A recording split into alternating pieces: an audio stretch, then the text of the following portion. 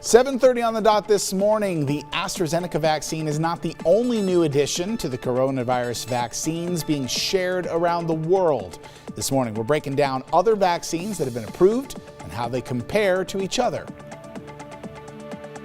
Grocery store workers are one of the many first responders necessary to keep us afloat during the pandemic, and the pressure to get them vaccinated is going up. We're on the front lines every day, every hour. 8 to 10 hours a day. We spoke with a worker from Fred Meyer who says they should be vaccinated as soon as possible.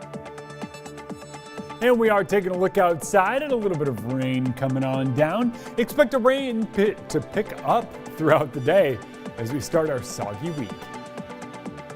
Historians say 2020 will go down in the history books, but with so much to choose from, what will actually go down in history?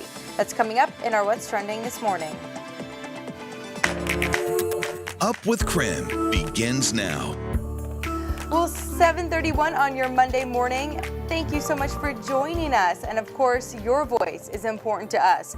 We want to know, should students return to in-person classroom? When should they do that? Be sure to text us 509-448-2000. We've already gotten some great responses into the newsroom this morning. We have open schools.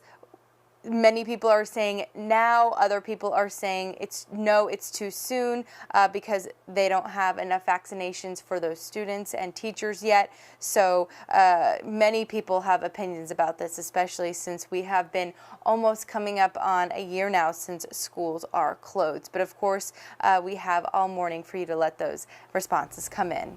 I have a potentially dumb question. No dumb questions, No. Jeremy. All right. I don't actually know the answer to this, but are teachers considered frontline workers? That is a great question. Like when we roll out the vaccine, we got to know, are teachers frontline workers? That could make all the difference in this debate right now. I think. Well, I know. Yeah, go ahead, Damery. Oh, I was just going to say, I know many states have them in a list above of many other people in line with first responders. Teachers are up there to get the vaccine before the general public. Yeah, I think that changes that debate entirely. And as we roll out vaccines, that's going to be something to watch. And part of what also changes this debate is that as you continue to lean in with your answers as well, it helps inform us of how you feel. And we'd love to hear those answers coming in throughout the rest of the morning as we keep checking in throughout the day. Hey, Jeremy, what's it looking like outside? Well, unfortunately, I don't have any windows in here. So the best I can do is this. It's kind of like a window.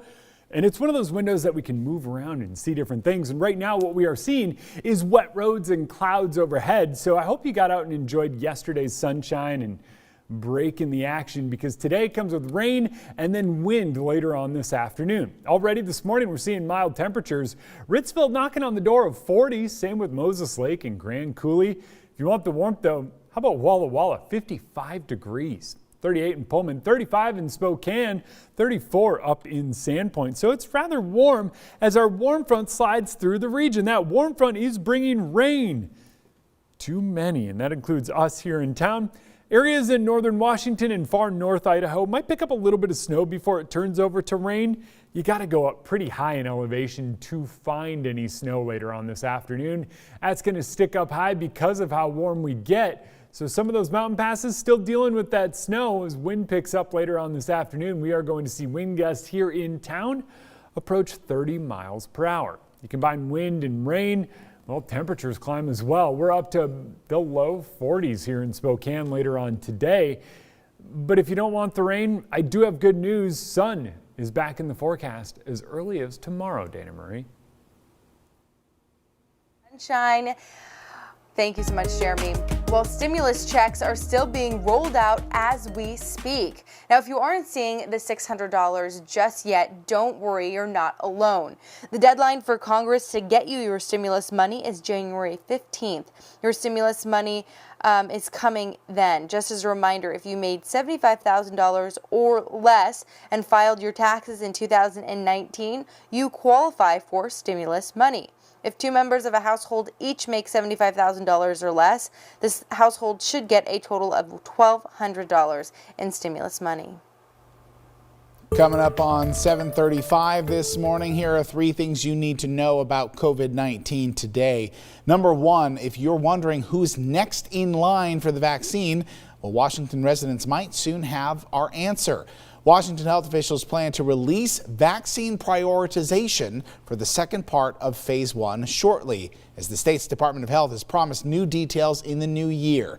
Right now, the state is still in the first part of phase 1, which means people who are high-risk workers in healthcare, some first responders, and residents and staff of nursing homes that are over 65 are first in line. That's an estimated 500,000 people in all.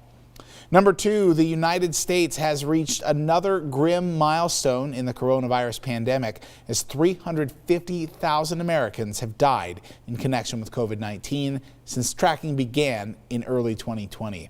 Confirmed cases in the U.S. have reached more than 20.4 million.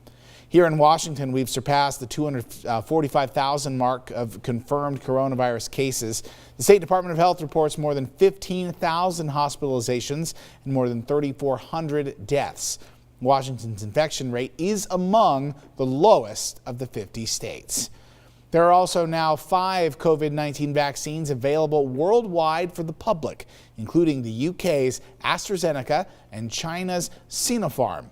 Here's how they stack up. The 5 vaccines right now are Pfizer, Moderna, AstraZeneca, the Russian vaccine Sputnik V, and the Chinese vaccine Sinopharm. Pfizer and Moderna are considered to be the most effective, followed by Sputnik, then Sinopharm, and then AstraZeneca. Pfizer and Moderna are also the only 2 using mRNA technology. They need the coldest storage to be able to work effectively. All of the other vaccines use traditional deactivated virus in their formula, and they're easier to store. Sinopharm is the most expensive among the vaccines, with AstraZeneca coming in as being the cheapest by the dose. Let's take a look at what's trending this morning. Of course, 2020, a lot happened this year, many things going down in the history books. But what are historians specifically saying? So a Time article looked at historians across the nation and asked them to pick moments from 2020 that they will put down in history. So these are some of their top responses. On March 11th, the World Health Organization declared the coronavirus a global pandemic. A professor of history at the University of South Carolina chose this as a moment they will remember from 2020.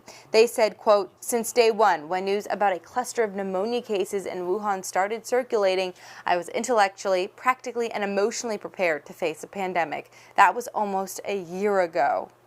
In June, Black Lives Matter protesters reclaimed the Robert E. Lee statue in Richmond, Virginia. A professor of medieval studies at Virginia Tech said the creative way the protesters repurposed the statue is what stood out to them. Instead of destroying the statue, the protesters used it to show the function of monuments as public signs of power rather than just part of the landscape.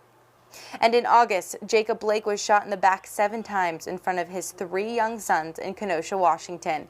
Just 3 days later, the Milwaukee Bucks refused to play in a scheduled playoff game to draw national attention to the issue of police brutality. A professor of history, African American studies, and law at Yale University chose this moment because 2020 will be remembered as a moment when new conversations about systemic racism and new forms of collective action arose in unexpected places. And in November, Kamala Harris was elected the next Vice President of the United States, becoming the first woman of African and South Asian descent to serve this position. The director of Humanity Center at UC Irvine said Harris finally broke the glass ceiling a century after the 19th Amendment was passed. Now, of course, there are many more moments from this article. You could check those out on KREM.com, and we're going to go over a couple more of those in our next half hour. So many things to cover that we did already in 2020. We had those in the newsroom as they were happening, sharing them with you. So 2020 was definitely a tough year. Hopefully a lot more better things to come in 2021. Dana Marie, is there something maybe as you look back on 2020 that grabs you as kind of something that you expect to see in history books when you look back yourself? Oh my gosh. I mean, there is so much 2020, I can't even pick one, but I think, the start of the global pandemic in March, just how everyone pretty much all over the country in the 2 weeks of March shut down. So being on this side of news, Joshua, we consume so much of it, and it's interesting to look back on. What about you?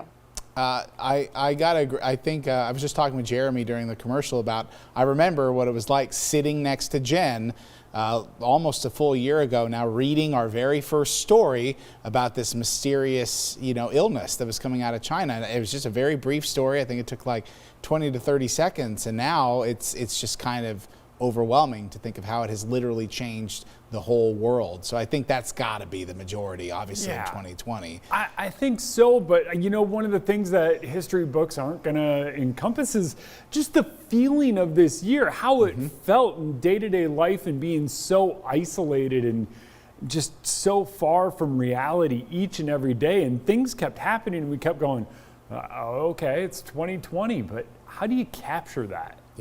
Yeah, I almost feel like we started to bag on 2020 as a coping mechanism, because at a certain point you're just like, how do we keep going with this? And that's the answer. We just keep going.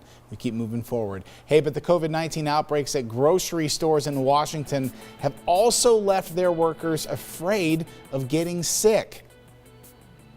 I'm scared. I do want to go back to work there because, I love my regular customers. Coming up, the essential workers that say they need to get vaccinated faster.